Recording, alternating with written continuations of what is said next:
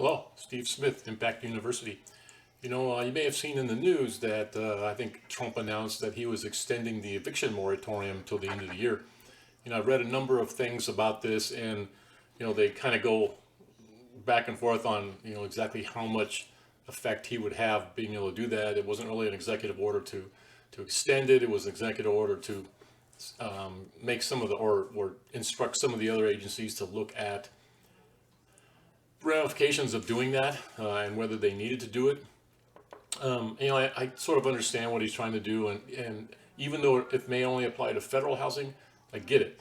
We have 40, 50 million people out of work, and they've been out of work for 6 months, and we're going into month 7 of this stupid, cornholio virus lockdown stuff that is not helping anyone.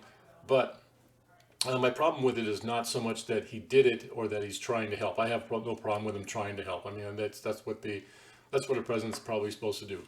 My problem with it is that if it's in effect, and you say, okay, we're going to make it so that you can't be evicted until the end of the year, that's one thing.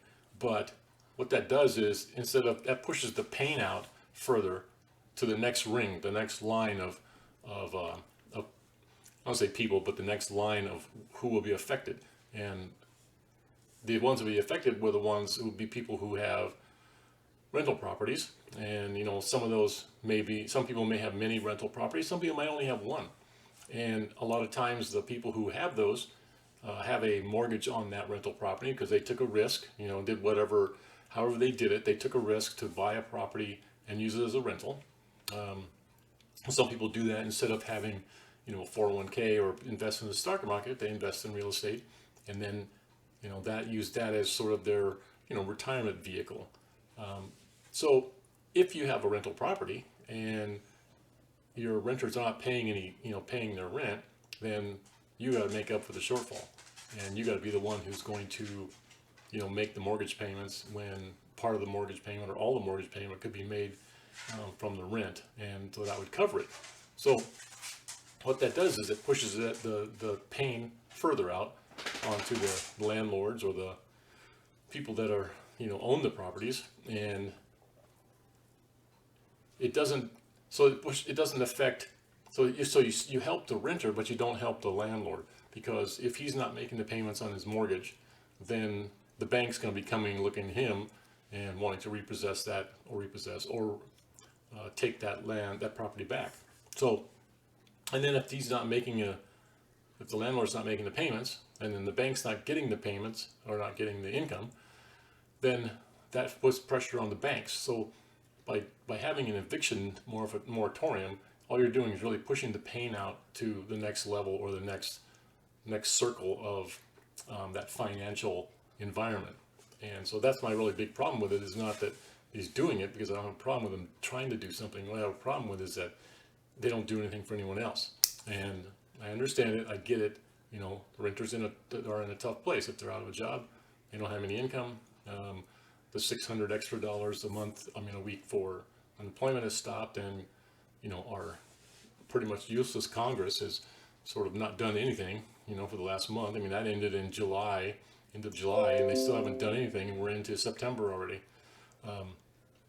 And so they haven't opened everything up, so people can't go back to work, and then they're not getting any further or any extra benefits for unemployment. So that's my problem with it. Not so much that they're doing it, but that it just pushes the pain out to someone else, and I don't think that's right either. I don't think the pain should continue to be pushing out and make other people suffer, for the things that our government has done and forced upon us. So I'll leave that there. You guys decide, see what you think. I'm sure you've probably seen the big dust up over Nancy Pelosi going out and getting her hair done with no mask, and when everything's supposed to be closed down, but she calls up a salon and says something about, I don't know what the story was. Can you do my hair? And they said, okay, yeah. So she goes in with where everyone else can't do that. The interesting thing was today, I heard that some reporters asked her about it, and she said that she was set up. She said the salon owner let her in and then filmed her and then set her up by releasing it to the press. Whether, whether they did or didn't, that doesn't matter. What matters is that she did it. She did it without a mask, without everyone else is supposed to be, shut down, not getting their hair done inside, and she's doing it, getting it done. So it's just hypocrisy. It's not so much a big deal, really isn't. It's just shows the typical hypocrisy of our politicians, the people in Washington, not only on both sides of the aisle, because I think that both sides of the aisle are just equally as corrupt and just sitting on their hands, not doing anything, and letting everybody else suffer. So I think that kind of goes along with the number of changes they made in the lockdowns, and how first it was the deaths, and then as the deaths went down, then now they're doing the cases. And so if you listen to the news, it's all about how many more cases there are. And even the CDC came back and said that they were wrong that whole time. It was very quiet that they released it, but that the real death rate from strictly COVID was like about 6%. So there was about 9,000 people who actually died from the disease only. Everyone else had some sort of other comorbidity that was caused them to die, and they already had some other sicknesses. So this was just pretty much like any other flu. Every year, older people with compromised immune systems, something else wrong with them, obesity, diabetes, some other thing. The flu hits them harder, and many times those people they die. That's the way it has been. So I just thought it was interesting that now they're pushing cases, and here in California, Newsom has come up with some new color coded tier thing where there's 4 tiers, and you have to be in one tier for 21 days, and then you have to, in order to move up, you have to be able to meet the guidelines of the next tier for 14 days. And it's not a moving average on how many cases you have, it's a daily average. So you could be under the daily average every single day, and on the 14th day have a spike for some reason in the number of cases that are reported, and then that pretty much kills you from moving up to the next one. It's basically it's mathematically impossible to almost get out of this. It's just going to be every day there you got to hope that you don't have more cases reported in that particular county, that you can move up. And knowing that the testing is so suspect, we have so many false positives, and that people are not actually sick, but they may have some sort of leftover antibodies from previous sicknesses that the testing picks up, and so it counts you as a case. So I don't see this ending anytime soon. I mean, we're just going to continue down this road.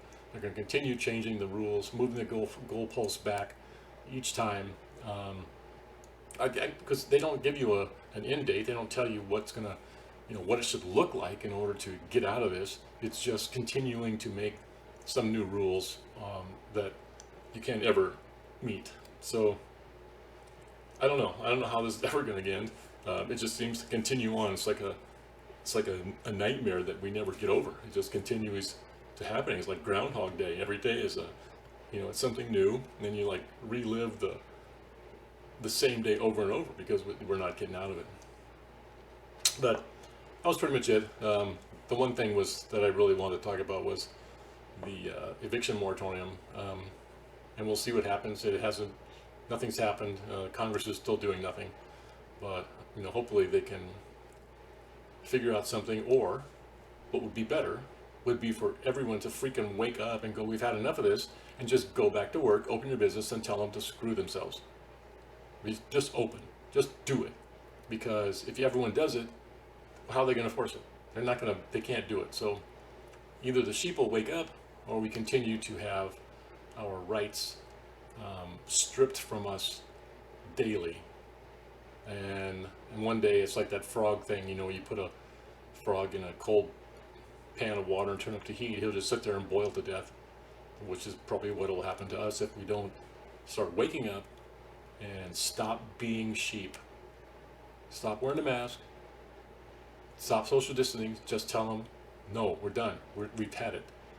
So hopefully, that won't get me deleted from YouTube for saying that kind of stuff. But anyhow, It's September 2nd.